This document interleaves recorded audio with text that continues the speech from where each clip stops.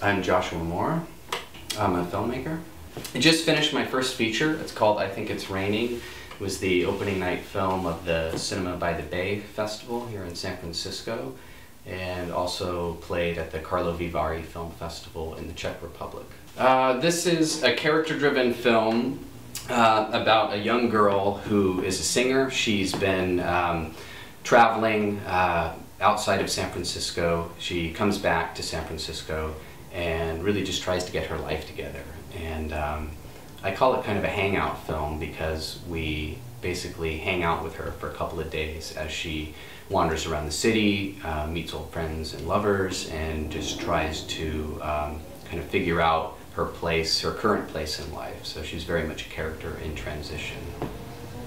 I've always responded to character films. I feel like some of the most memorable films for me are movies about people, and I remember the characters more than I remember the stories.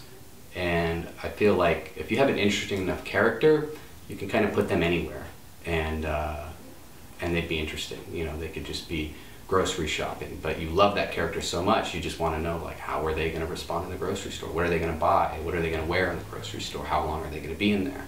So it comes from that, and it was also a chance to just make a film in this wonderful city and show all the places that I love to go to and that I felt the character would go to, and show a side of San Francisco that I feel isn't seen that often in film or in television.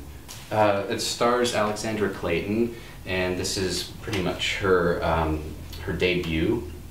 And she was born and raised in Oakland and is a singer and contributes her own songs in the film. She wrote music and performs in the film in character for the film. And how did you get linked up with her? I met her from a former coworker of mine who knew I was making this film and I was casting and kind of having a hard time finding, you know, the lead because she's in every scene, so she is the movie, and suggested that that I see her friend's little sister, who happened to be an actress. And you know, I think usually those scenarios never work out really well. You kind of do them as a favor to say, yeah, I'll see, you know, your friend, why not? And I got really lucky. We met for coffee and just talked. And when you connect with somebody and you just want to keep talking to them, something kind of special happens, and it did. And I knew that she was very much like this character, and that she could really play this character, and she had a kind of fearlessness in her that would be perfect for the character. So we continued to have multiple conversations and walk around the city and go to the places that we were shooting, and then develop the character more. There's a small town sensibility of San Francisco, which I love, you know, running into people and being connected, and people do know each other well, but I feel like the filmmaking community, especially the younger generation, aren't as connected as they could be, which I would love to see more cohesion of that, you know, filmmakers getting together more and sharing each other's work and ideas, and just kind of being there for each other in a way that I see happening in other cities like Chicago and New York and Austin, places like that. I think it starts by sharing each other's work and responding to people's work.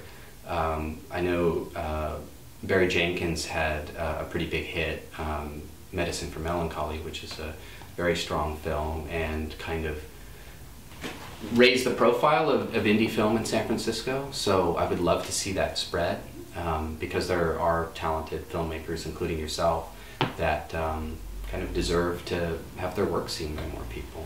Well, thank you. Appreciate that. So some of you were saying your characters are what make you remember films. Who are some of your favorite fictional film characters? I love the character that Jenna Rollins plays in A Woman Under the Influence. It's a really hard film to watch. You have to be in a certain frame of mind, which I think says a lot for the film. And it's just one of the most fearless performances I've ever seen. and it's completely timeless. It'll be great 30 years from now, 50 years from now. It'll always be great. And I've always respected fearlessness in actors. So that's one that really stands out well to me and was a big influence on this film too. So could you explain a little bit more what you mean when you say fearlessness in acting? Just the ability to be vulnerable. I mean, acting in its own right is all about vulnerability, but really just stopping and remembering that you don't have to have the audience's approval all the time. And I feel that can hold you back. Not only actors, but directors and writers as well.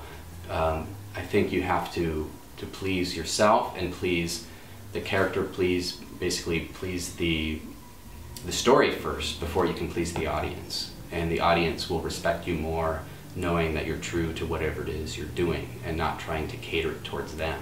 Saying, you know, maybe my character needs to be a little bit softer because this scene's a little bit too extreme, so they're not going to connect to it. When you start thinking that way, I think you can second guess yourself and just not be as true to what you wanted to depict. Thank you very much. All right, thank you.